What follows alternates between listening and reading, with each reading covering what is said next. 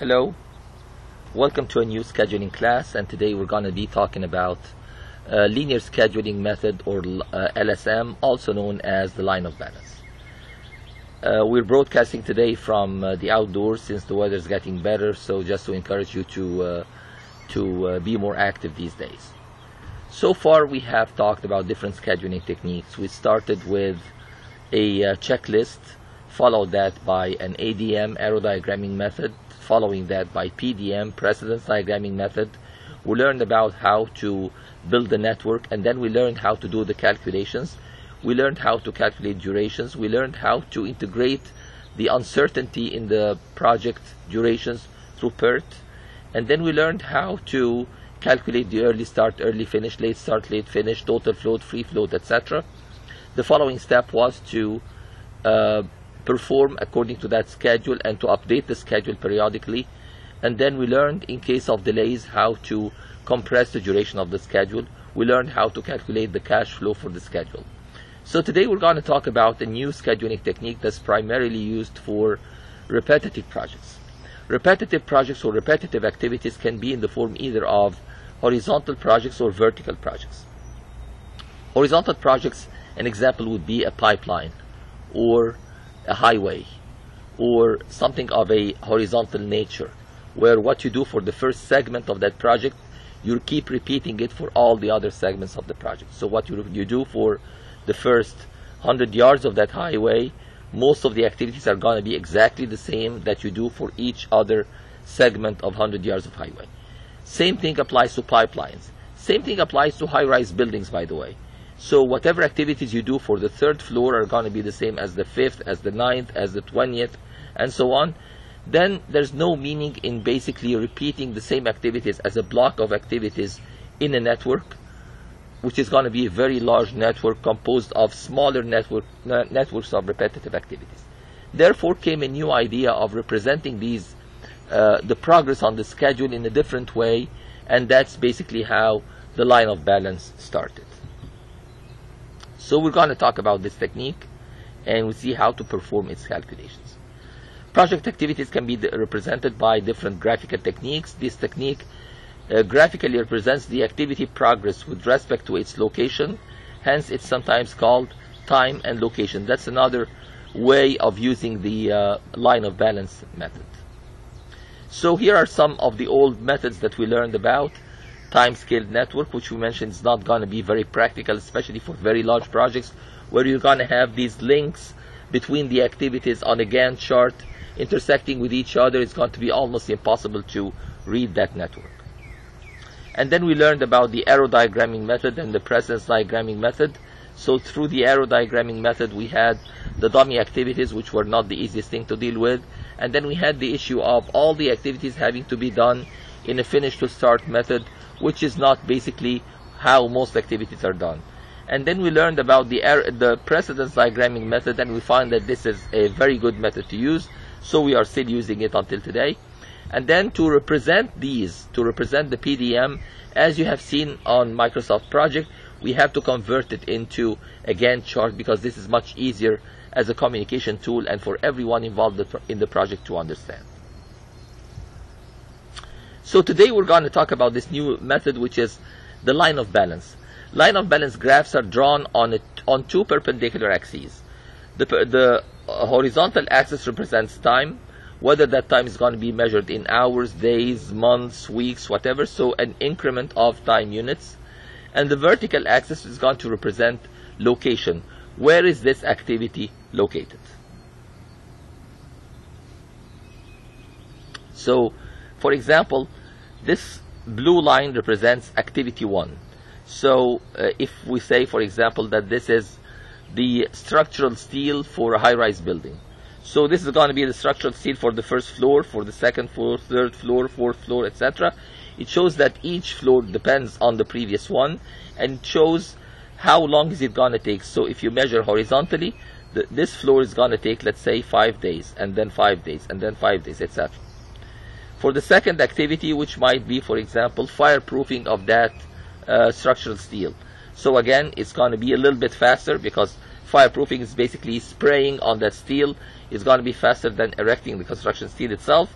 And again, it shows that the activity is faster, which means the duration per activity is shorter, and it shows that through the slope of the line. The steeper the slope of the line, the shorter the duration of the activity. The milder the slope of the line, the longer the duration per activity.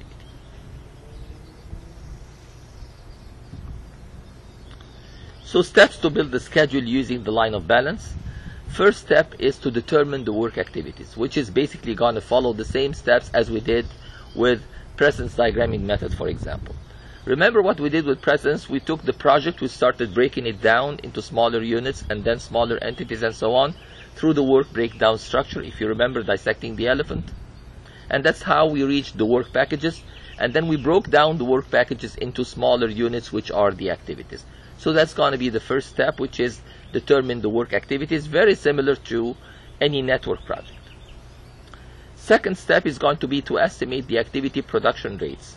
So we're going to look at what are the resources involved in this activity and what's the production rate of these different resources. So far, we're doing exactly the same as with networks, by the way.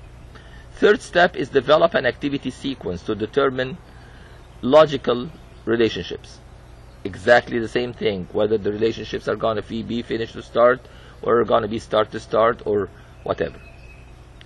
And then the fourth step, this is basically where we have a difference between the line of balance and the networks. Adjust the production rates and add buffers if needed to avoid interference and clashes. If I say, for example, that the construction steel is going to go according to a certain pace, it's going to take 5 days per floor, whereas the spraying for the fire protection is going to take only 3 days per floor. So if I start, if the activity is start to start with lag, after I finished the first 3 floors, structural steel, I'm going to start spraying. But spraying goes at a faster pace, so at a certain point they're going to intersect. There's going to be a clash between the activities. Therefore, I have to slow down the speed of the fireproofing by taking a few days off. The days off are going to be represented by a horizontal line. And then I'm going to proceed at the same speed again until I'm almost about to clash again, so I'm going to take another break and so on. So this is basically what we talk about when we say adjust the production rates and add buffers. This buffer is an insulation area or a cushion between the activities so that they do not clash or interfere. The activity productivity is derived from the interaction of different resources and their production rates during the estimating process. Remember that the equation for the duration is exactly the same wherever we use it, which is Q over P, quantity divided by production rate. So in this case of having multiple resources involved in the same activity, we take the slowest production rate for that activity, divide the quantity by that production rate, and that gives the duration. It's going to be designated by the slope of each activity. Steep slopes designate high production rates, whereas mild slopes represent slow production rates. A horizontal line represents no work or zero production rate because time is passing and no progress is going to be done. An example on estimating production, you don't have to know the exact details here because that, if you have taken the equipment course, you would know what we're talking about. But basically, to estimate the duration for grading 4 miles on unpaved road using a Caterpillar 120H. The activities and the proposed speeds are as follows. Ditching, which is an activity, is going to take 6 passes in first gear. First gear is going to be basically the slowest gear, so the equipment is going to proceed at a very slow pace. Reshaping, 9 passes in second gear, and final grading is going to take 4 passes in third gear. So as you can see, the final grading is going to be much faster than the ditching, and the reshaping is going to be faster than ditching, slower than the final grading. To calculate the speeds, basically based on first the properties of that piece of equipment. Again, this is something that you learn about in the equipment class. Don't worry about it right now. This is just an example for the display of the process itself. So from the production curves for a CAT 120H, the following speeds have been calculated. First gear 2.3 miles per hour, second gear 3.1 miles per hour, and third gear 4.5 miles per hour. This is from the properties of that piece of equipment. The formula for the distance in miles, again, this is from the construction equipment class. Time is equal to number of passes times distance divided by speed times efficiency. So we have the number of passes for each one of the activities, whether it's 9 passes, 6 passes, etc. The distance is going to be the same for all the activities because we're doing it for the same segment of the highway. Speed has been obtained from the previous slide depending on the gear. And efficiency is how many productive minutes do you get per hour from that piece of equipment. No piece of equipment is going to work continuously 60 minutes an hour. It's going to be probably 50 minutes an hour or 45 minutes an hour. So the efficiency is going to be probably 75%, 83%, something like that. So distance is going to be in miles, speed in miles per hour, resulting time is going to be in hours. The efficiency factor for an average operator during daylight hours, we would expect a 50-minute per hour efficiency, or a 0.83, which is 50 divided by 60 efficiency factor. So the time to ditch, the number of passes is 6, distance is 4 miles, speed is 2.3 miles per hour, efficiency factor 0.83. So by applying the equation, we get the duration for this activity is going to be 12.6 hours. To reshape, same distance, 4 miles, number of passes has increased a little bit, and the speed has also increased, so we do it in 14 hours. And then for grading, it's going to be done in only 4.3 hours because it's a lower number of passes and a higher speed. So the total duration for this process, if these activities were done as finish to start, back to back, is going to be 12.6 plus 14 hours plus 4.3 hours. Now, we know that we don't need to do one activity for all 4 miles in order to be able to start the following activities. In this case, they can start as a start to start with some lag. In this case, the lag is going to be called our buffer that we talked about. So the activity slope does not have to be constant, which means the duration, the progress rate or the production rate, which in this case is the speed, does not have to be constant.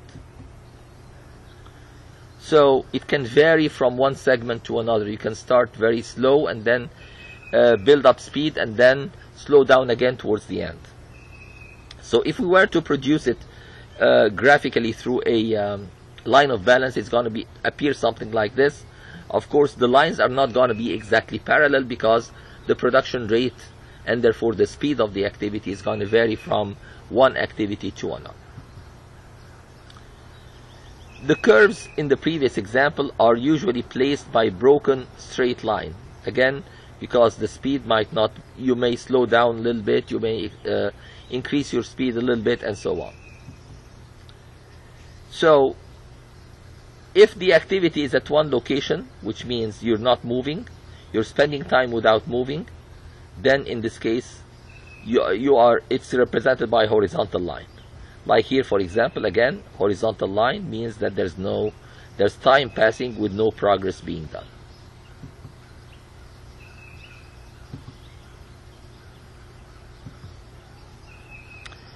On the other hand, this is another example, 3 activities: surveying, underground utilities, and foundation. The underground utilities can be a little bit slower than surveying and the foundation, so if we do it this way, you're going to have an interference or a clash, and we cannot accept that. So how are we going to deal with that? The buffer is going to be the linear schedule. The linear schedule uses 2 types of buffers: the time buffer and the location or space buffer. Time buffer is formed by a horizontal offset from one activity to its follower, the gap between the activities, what we call the lag or the delay. Location buffer is formed by a vertical offset from one activity to its follower. So this, for example, here is a buffer that's introduced at the end to make sure that the activities do not clash. So this is a buffer, horizontal buffer or time buffer. And then another example of a time buffer also. And then here, this is a vertical buffer. it shows the difference in location. So this is going to be at a certain location, this is going to be at another location.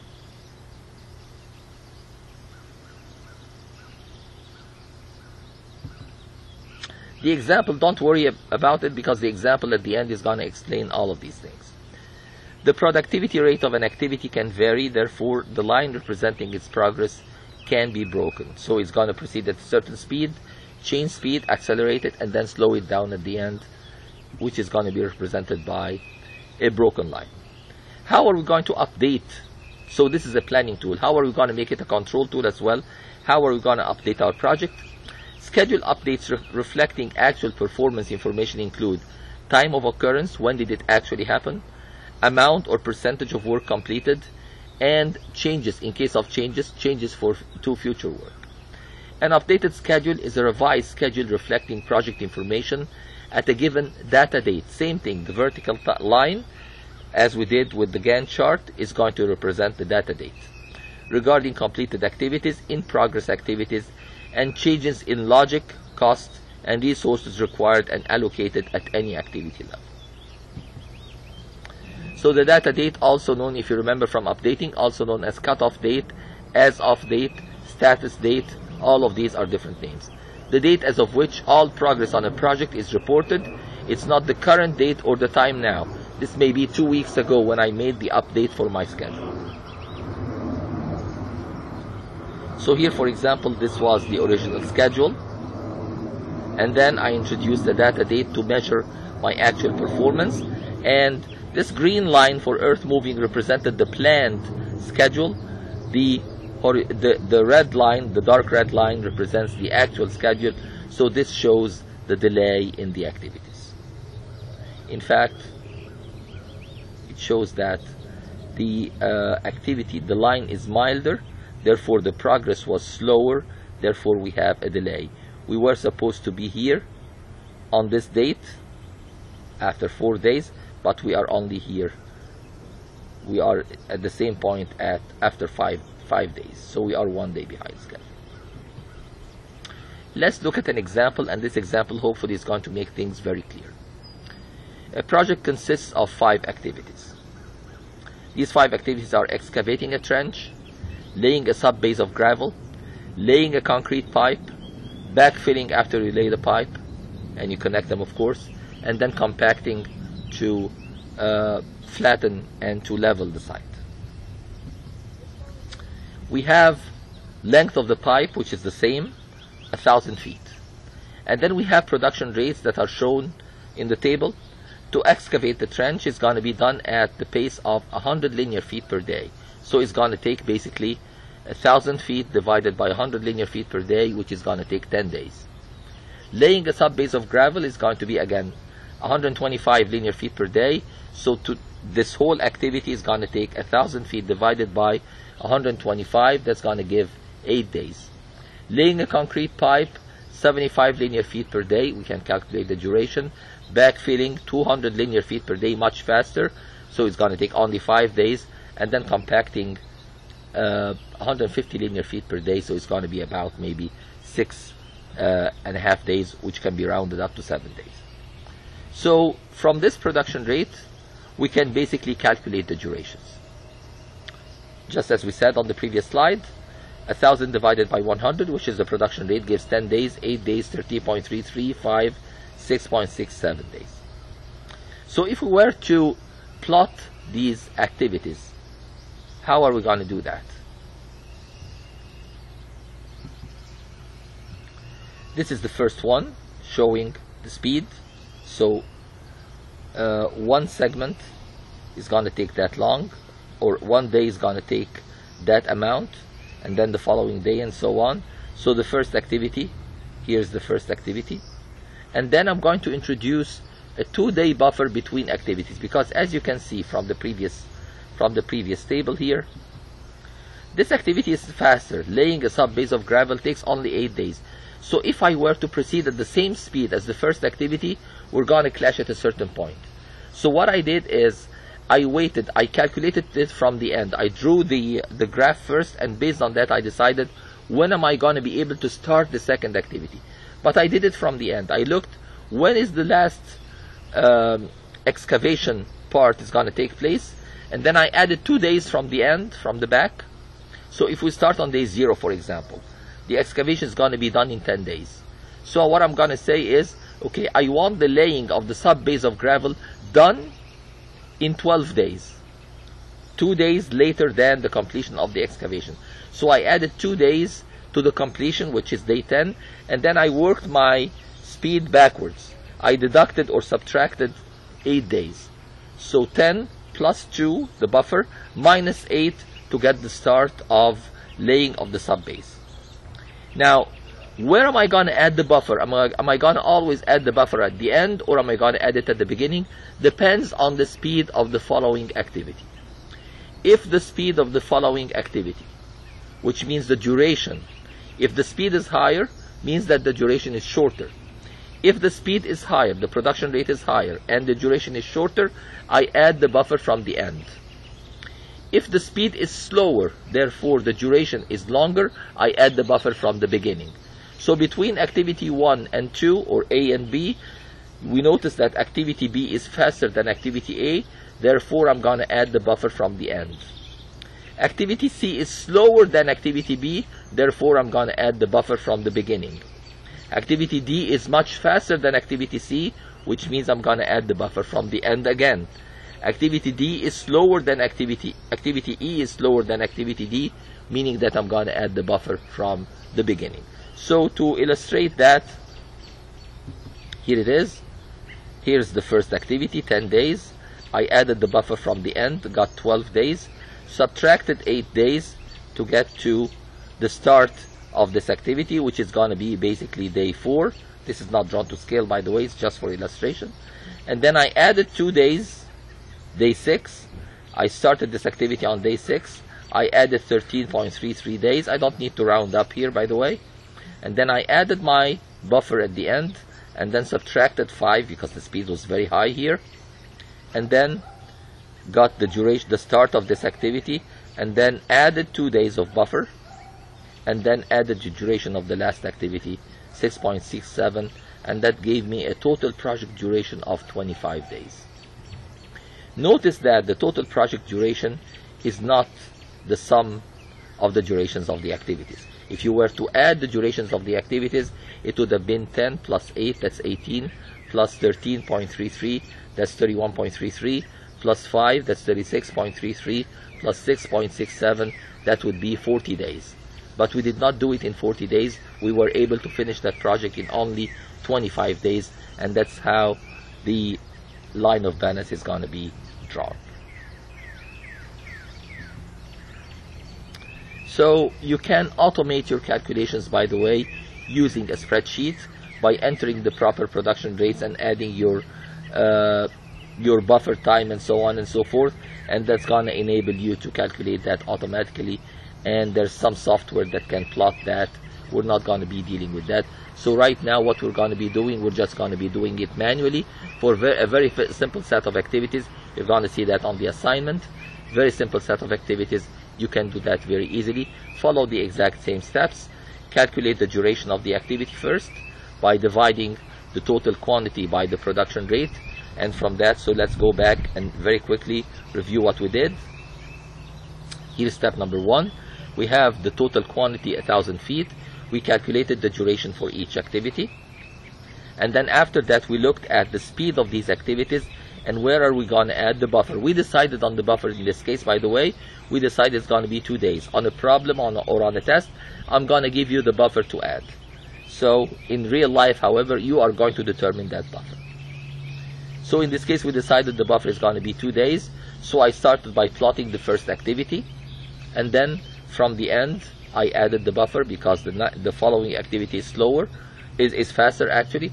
Subtracted the duration of the following activity to get when should it start, and then added the buffer again, and then added the duration of the following activity, and so on and so forth until I got the total duration of the project. This is basically what the line of balance is all about. It's a very simple technique. As I said before, it's used quite often in highway construction, in planning and control of highway construction or high-rise buildings, especially when you have the same set of activities that are done over and over again for the different floors. I'll see you in another lecture. Probably next time we're going to meet indoors again. So good luck, and I'll see you in class.